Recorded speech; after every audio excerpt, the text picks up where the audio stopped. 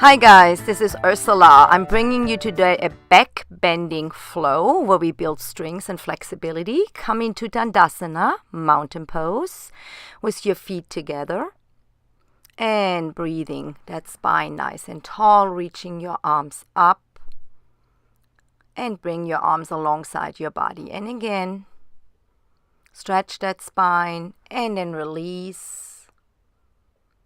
Big inhale. Exhale, arms alongside the body.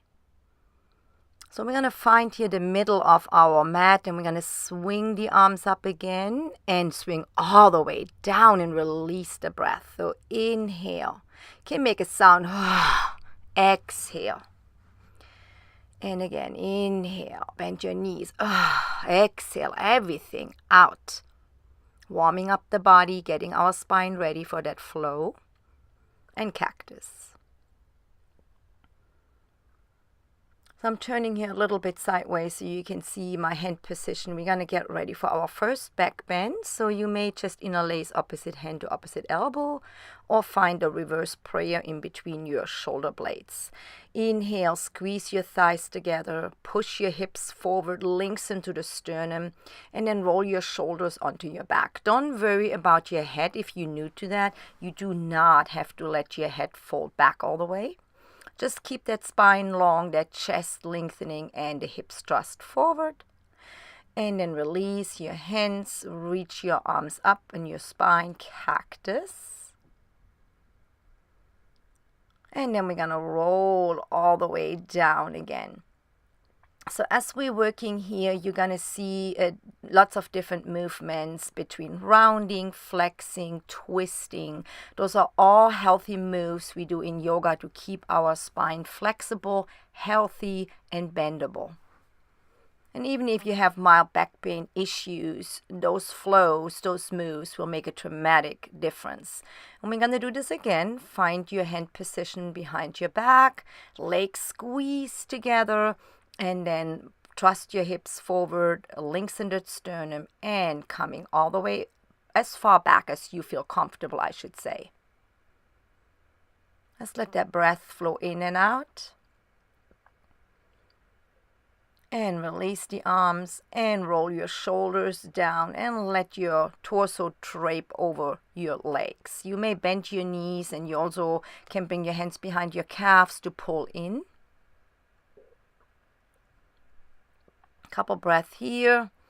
Press into your feet. Lengthen that spine again. Cactus. And then we're going to interlace our back three fingers. Keep the index finger tall. Inhale, exhale to each side. Long spine. Find that exhale and bend. 3 times to each side. Doesn't really matter which side you're going to start with. We have to. And cactus. Cactus is always in my yoga routines, whether I do it myself or whether I teach. It's just an important pose. So we're going to step that left leg back into a high lunge. If you need more room, walk that right leg a bit more to the edges of your mat. Roll those shoulders back, either hands in front of your heart or bring your arms up to the side. Have your biceps by your ears and reach that chest up to the ceiling. Deep breathing.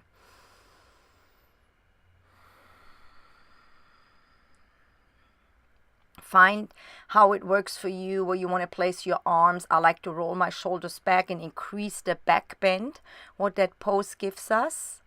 You can again have your hands in front of your heart. And then I just swivel my legs here for a warrior 2.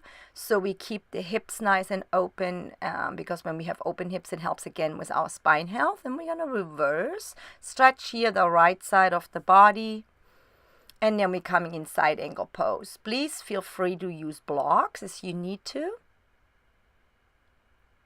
2 to 3 breaths in each pose. And then we place the left hand under the left shoulder, pivot the back foot, and open up into a twist. That's how we choose up the spine, by changing the motions from rounding again, flexing, bending, twisting, and all the above, and downward facing dog. You may bend your knees here, squeeze your thighs together, reach that tailbone, and then stretch your legs back as far as your flexibility allows. And dancing dog. It became one of my favorite moves to really release the spine and stretch also the stomach area 3 times. It's a little bit of a faster pace. That's why it's called a flow. And then Chaturanga, Dandasana, up dog. Back to downward facing dog. Walk, step forward, coming into a flat back. You can bring your hands on your lower shins here or keep them on the floor and then fold in. Keep your knees bent as much as you need and come back up, cactus. Stepping now the left leg back, and I reverse this flow. I don't start with the same moves. I've been lately doing this. My body likes that little muscle confusion. So we go into the same moves but in a different order. Let's reverse that warrior 2 to victorious warrior.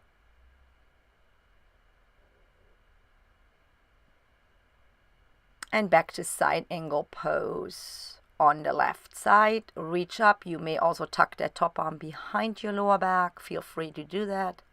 Feel free to adjust anytime, especially if you are a beginner. It will become second nature in no time. So now right hand right under right shoulder. We open up into a twist to the left. 2 to 3 deep breath in and out of your nose. And here now we're going into that high lunge. Find your hand position. I'm keeping my arms into a V shape. That helps with the placement of your shoulders. And then roll the shoulders onto your back. Keep that spine long by lifting the sternum. And I'm arching back as far as my flexibility allows. You may bend that back knee and then straighten it to kind of lock the leg. And we're stepping back to downward facing dog.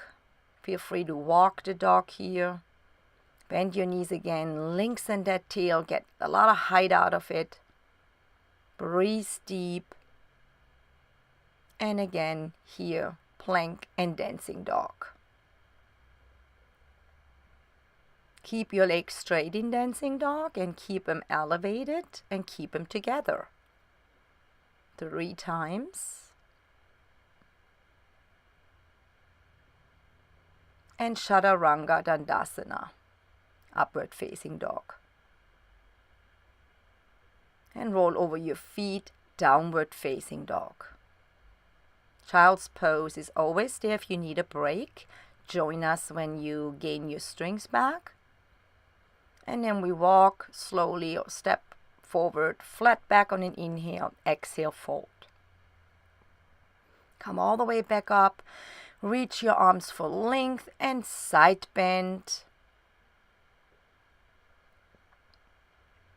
3 times on each side again. Press into your feet, squeeze your thighs together. Same principle and keep your belly tucked in. And we're going to do another set of our back bends. Find your hand position in your back. Again, thrust your hips forward, belly in, lengthen to the sternum, and find a safe spot for your head.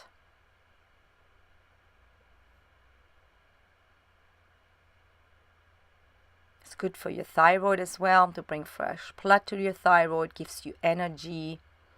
And folding forward. Rounding here the back in a natural way. And then we press up again and lining up here. I'm going to grab a block, that right leg forward. I'm demonstrating that block either in or outside. Place your fingers forward and lining up here your forearm and your outer calf. And we're going to come into triangle pose. So micro bend that front leg, stretch that arm up or keep it behind your lower back. 3 breaths. Spiraling your chest forward, looking slightly up, down or into the center. And now we're going to go and revolve or reverse that triangle pose by squaring our hips. I'll walk that right leg a bit more to the side. And then I like my arm behind it and let my right shoulder open up and let my chest spiral over to the right. Find a gaze where you can hold your eyes on, and so you're not getting dizzy, or don't let your eyes wander. Keep it fixed. And then we're gonna open up the legs wide, use the block, fall forward here, and feel free to micro bend the knees, but don't bend the knees a lot. So let your torso drape forward. That gravity of your torso, your shoulders, your head will open up your hamstrings, and again lengthen here your lower back and keep that flexibility. You can also hold on the side of your feet. Just 3 to 4 long breaths total, and then press into your hands, and you see how it just pivot the legs. And I'll repeat that triangle pose on the other side.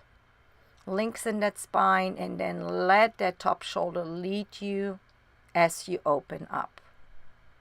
Triangles are one of my favorite poses. I always get some release in my back, some air pockets. I love, love, love that pose.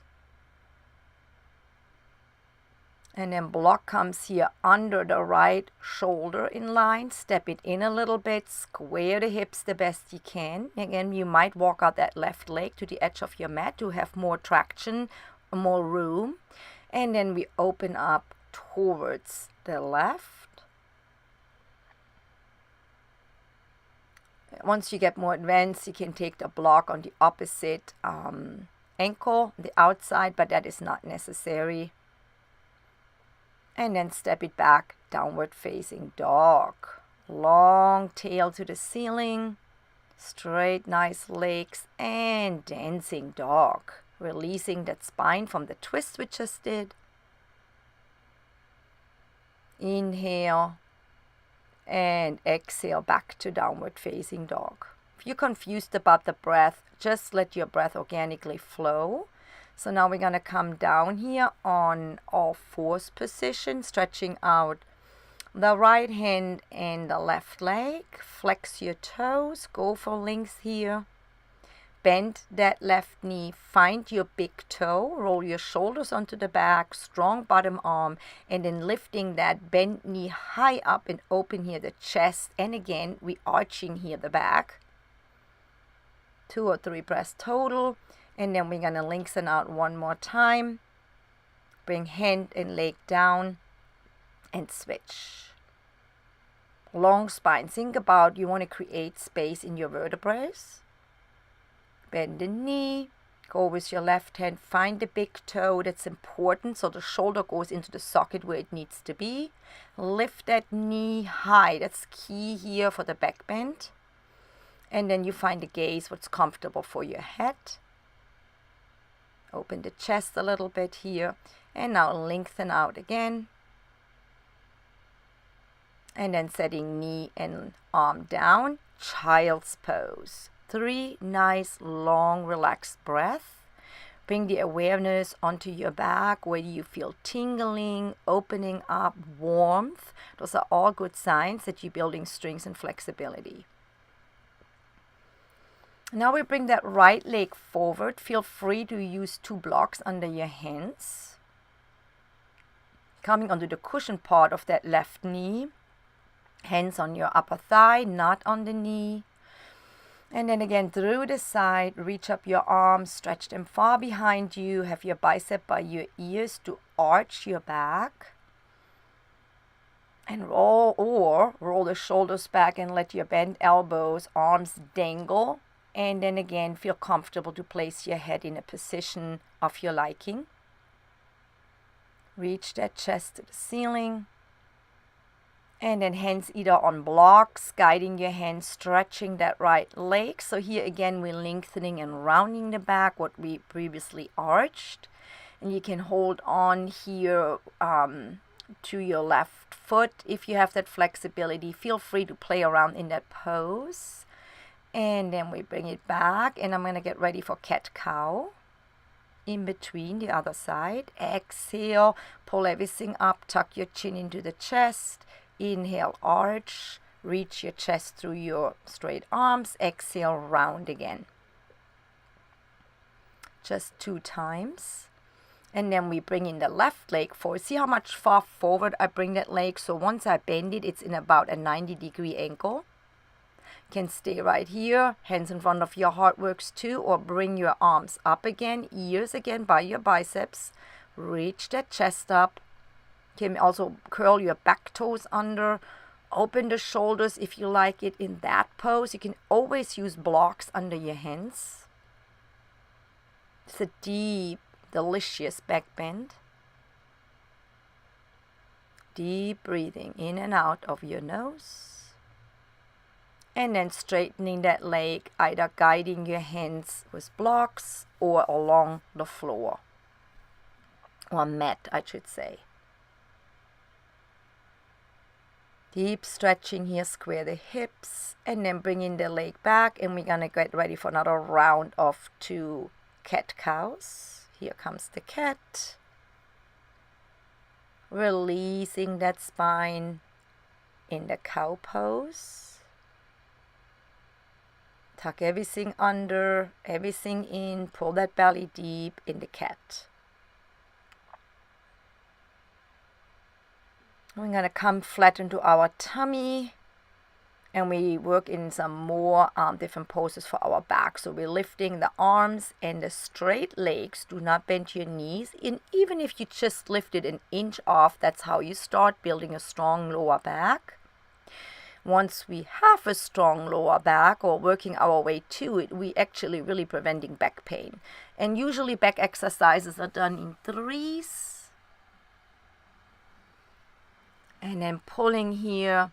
Your elbows back, open the chest, bring your shoulder blades onto your back. Notice how much further I can lift and bend my lower back as I'm pulling those elbows back.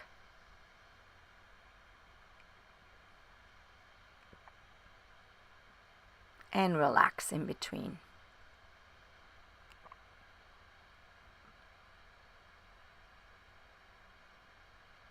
Bring our hands by our chest. Bring the big toe side together like a zipper. And open your knees a little bit and set them down. Now we gently press into our palms to raise the knees and a little bit of the chest. It's more about raising the knees up here. Relax or squeeze the glute, whatever works best. And then maybe lifting the torso, but keeping now the knees down. You will find your strengths and your weaknesses as you practice.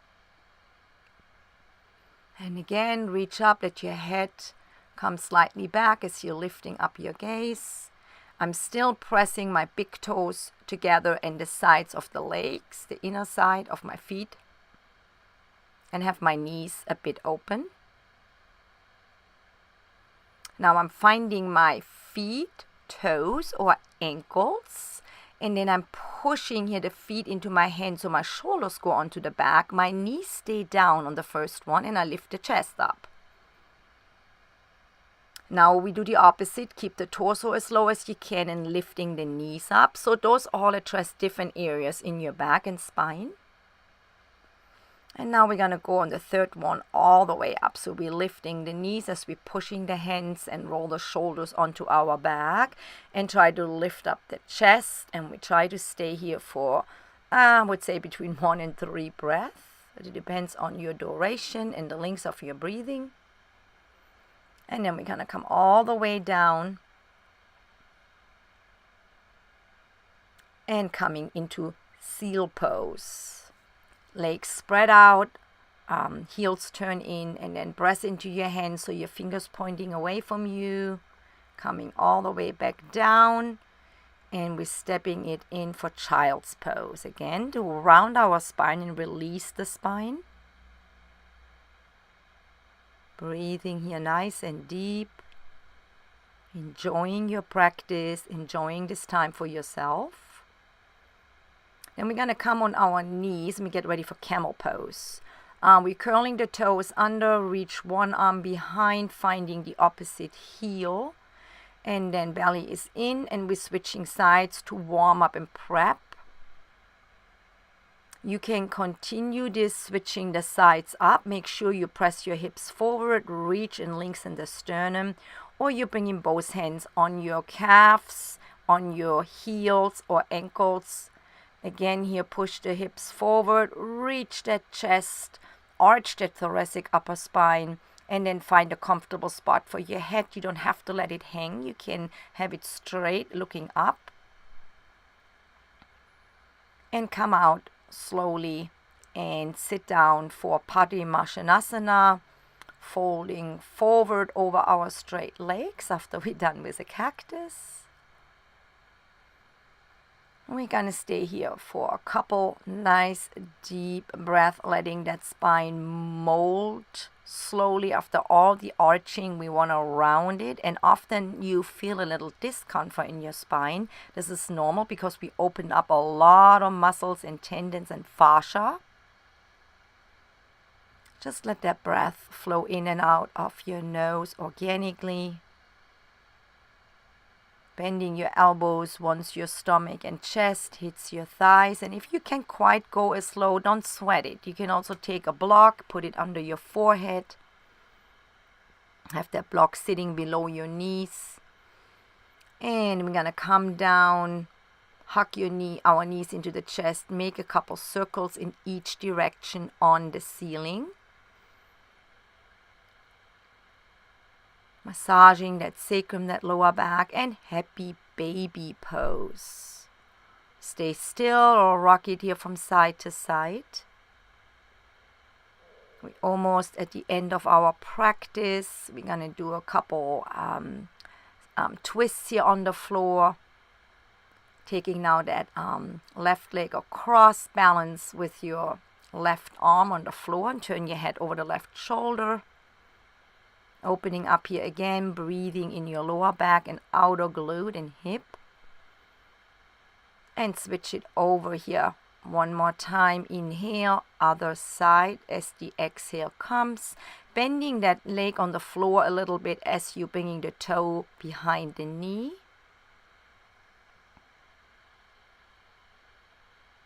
Breathing here again into your outer hip and lower back.